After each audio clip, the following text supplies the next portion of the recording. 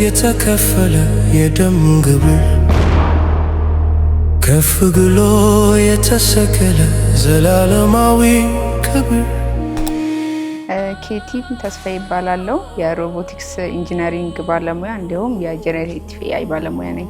የኤአይ ሚውዚክ ክሬቲቭ አዋርድ ቴማቲክ ኤሪያው የአድዋ ድል ላይ ነበረ። የአድዋ ድል ደግሞ እንደሚታወቀው የጥቁር ሕዝብ ድል ነው። ከዛም በተረፈ ደግሞ አንድነታችንን ለዓለም ያሳየንበት ተምሳሌት ስለሆነ እኔም ፓርት ኦፍ ኢት መሆን ስለፈለኩኝ እና ዘመኑ በሰጠን ቴክኖሎጂ ተጠቅመን የአድዋ ድልን እንዴት ማስተዋወቅ እንችላለን የሚለውን ለማሳየት በተግባር ማሳየት ስለፈለኩ የተከፈለ የደም ግብር። የተጠቀምኩት መሳሪያ ወይም ቱል ሱኖ ኤአይ ይባላል።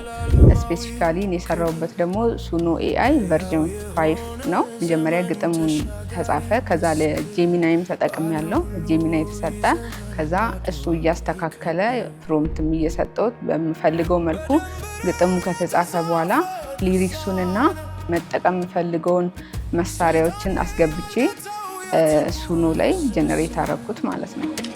የማይነጥፍ ዘላለም ቻሌንጅ ብዬ የማስበው በእኛ ሀገር ሞዴል ትሬን ስላልተደረገ ሞዴሉ ሱኖ ለምሳሌ በደንብ ፕሮናውንስ ማድረግ ላይ ያስቸግራሉ። በጣም ያስደስተኝ ደግሞ እነዚህን ታክሎች አልፎ በትክክል አማርኛዎቹንም በትክክል ብሏቸው የምፈልገውን አይነት የአድዋን ስፕሪት ጀነሬት ስላደረገልኝና ሙዚቃውም ሶስተኛ ወጥቶ ስላሸነፈ ደስ ብሎኛል። የኤአይ ክሬቲቭ አዋርድ የሙዚቃ ውድድር በሶስተኛ ደረጃ ያጠናቀቀው ወይም ያጠናቀቀችው ከቲም ተስፋዬ የዘመኑ አድዋ። እንኳን ደስ ያለሽ ከቲም። አጠቃላይ ድባቡም መነቃቃትና ክሬቲቪቲን ሰዎች ላይ የፈጠረ ነው ብዬ ነው የማስበው። ተወዳዳሪዎቹ እርስ በርሳችን የምንማማርበት ሂደት ፈጥሮልናል። ውድድሩ ኦቨሮል ደስ ይል ነበረ። በጣም ብዙ ተወዳዳሪዎች ነበሩ። ብዙ አይነት ሙዚቃዎች ገብተዋል። ግን ብዙ ነገር ተምረንበታል። ደስ የሚል ጊዜ ነበረ። ሪል ክሬቲቪቲን ይገላል ወይም ደግሞ የሰዎችን ስራ ይተካል የሚል ስጋት አለ።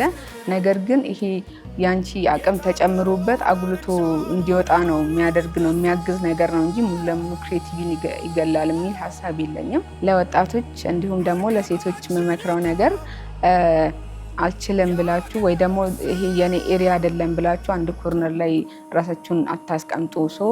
ሞክሩ፣ ተማሩ።